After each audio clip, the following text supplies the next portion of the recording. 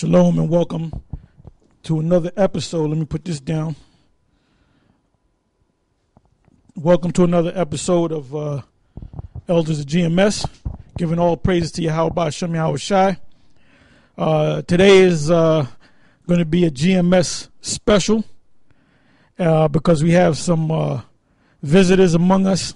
We have the leaders and some of the other brothers, up and coming brothers from the Texas camp, one of the Texas camps. And we also have the leader of the brother of the Mississippi camp, GMS Mississippi. And last but not least, we have two of the leaders of the Boston camp. So what I'm going to do now, I'm gonna go Don Cornelius style. I'm going to pass the mic around and let y'all state your names, okay? So, you know what? I'm going to let you. I'm Mashaba Allah from the GMS Dallas camp.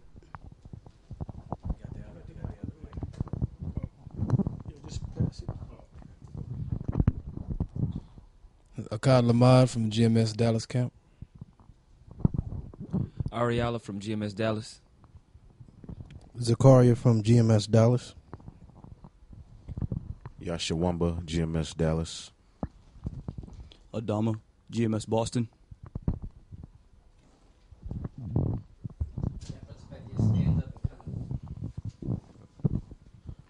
Awar, GMS Kabaja Awar 3, Mississippi.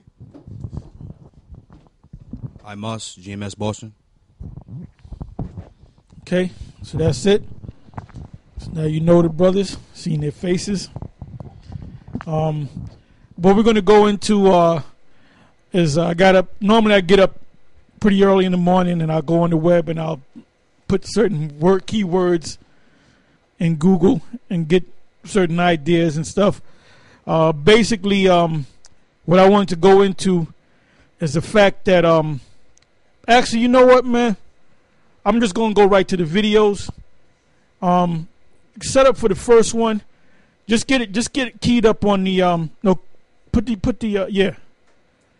That's all you got to do is change the yellow cable, and we'll just let the video speak, and then we're gonna ride off of that spirit, cause we're definitely coming to the last hurrah of Esau. What Esau is getting ready to do in this country and around the world is what he did back when during the time of the Maccabees, when during the time period of Antiochus Epiphanes and the line of the Ptolemies and Judas Maccabees, and what they did to cause the Israelites, our foreparents, to revolt against them. They did some nasty, wicked stuff. And then they did the same thing. We're talking about the same devil. He did the same thing during the time of the Roman Empire when in, I believe it was 65 BC, if I'm not mistaken. That's when they took over, the Roman Empire took over Jerusalem, all right, and took over that whole region among the tribes, the three tribes that were left behind in the so-called Middle East, as you call it today.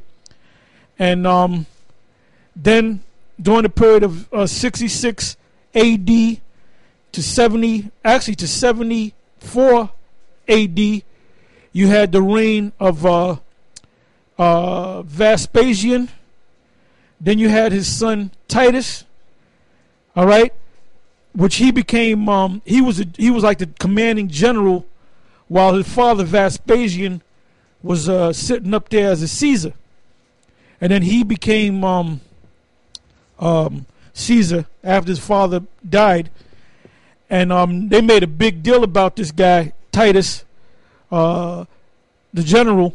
And they had built an arch, or ark, if you will, of his exploits. And that arch, or that ark, whatever you want to call it, is still over there in Rome, Italy today. And on that arch, you see that's carved by, chiseled by in stone, the fact that they raided the temple and they took the silver, the gold, the monies, the Torahs, the menorah, all these different things that they had.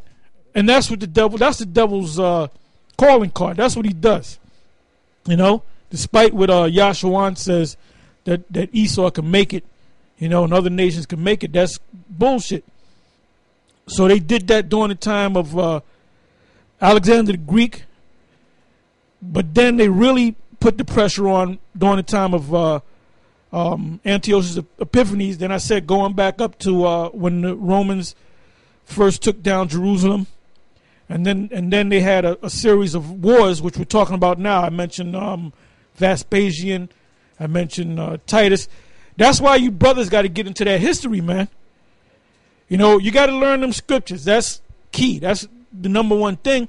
But when you read those scriptures, that happened in different periods of history. So I believe it's in Luke the 2nd chapter where it tells you that Joseph, the father of the Lord, had to go and pay taxes to the Caesar, and I believe the Caesar at that time was Augustus Caesar, also known as Octavian Caesar. All right, for you scholars out there, you history buffs, So when you read stuff like that, then you got to go into the history. Then you got to know about timelines. So there's a lot to this, man. Now all of us is pretty much getting into the herbs and the healing medicines now. And we have herbologists. I found out today, actual herbologists that own stores and stuff. We have orthodontists. We got mechanics, We got guys that can fix helicopters, man. Work on submarines. Israel has a lot of skills, man. A lot of skills, But anyway, you go into one thing in the scriptures that lead you into something else. The scriptures tell you about herbs and stuff and about the physician. So you got to become that, The scriptures teach about war. So you got to get into that, You got to be ready for war. You got to get in shape. You got to do your push-ups, your sit-ups. You got to get in shape, man. Paul said bodily exercise profiteth little, but it does profit. It does profit. And then the Apostle Paul always used to compare the scriptures to the Olympic Games. He referred to it's like a wrestling match. All right. He said not beating the air, meaning boxing. Paul also compared the scriptures or being in this truth to running a race. So then you learn about the history of Paul. You learn about Peter. You learn about what did they eat? What did they do? Did they have what did they have brothers and sisters? I mean, what did you learn about these things? So when you read the scriptures, it's almost like you can see it happening. And that's one thing that Ariel used to do. He would go into the scriptures and explain certain things that happened back there. And I used to look at this dude and say, wait a minute, does this guy have a time machine?